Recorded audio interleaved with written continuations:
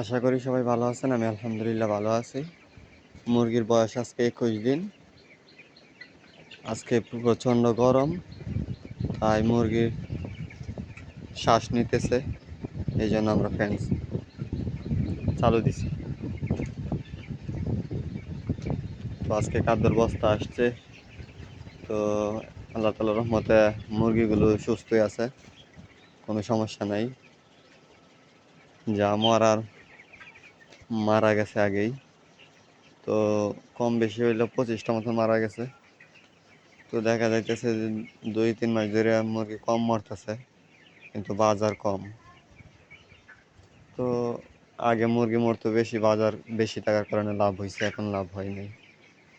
তো যে যেখান থেকে ভিডিও দেখতেছেন অবশ্যই লাইক, কমেন্ট করবেন, শেয়ার করবেন এবং আপনাদের দিকে মুরগির বাজার কেমন কমেন্ট করে জানাতে পারেন।